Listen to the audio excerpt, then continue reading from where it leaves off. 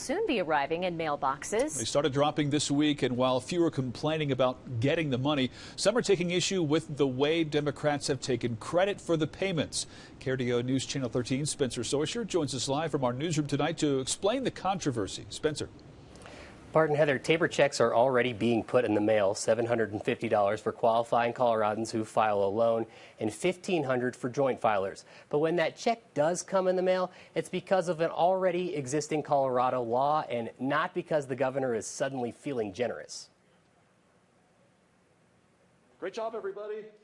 Governor Jared Polis and state Democrats have been touting it for months. They want to give you your money back. Thing is, though, it's money they already owed you. Colorado Cashback. The Colorado Cashback. Colorado Cashback. Colorado Cashback. Colorado Cashback checks will be soon on their way. For the third time now, Governor Polis held a press conference highlighting the fact that Colorado is doing so well economically that TABOR checks are going to be big and arriving to taxpayers early. What is TABOR? Well, it's the Taxpayer Bill of Rights. It's state law. It basically means that the state of Colorado can't spend more taxpayer money than it generates.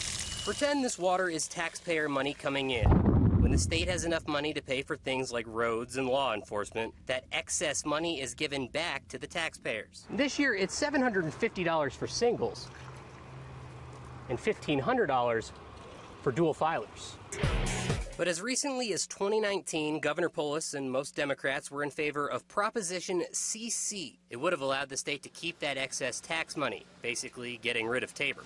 Now, 3 years later, the Democrats are rebranding. Colorado Cashback checks are already in the mail system, with TABOR checks becoming Colorado Cashback. So you don't see the irony of standing up there celebrating something that you've railed against in the past, TABOR?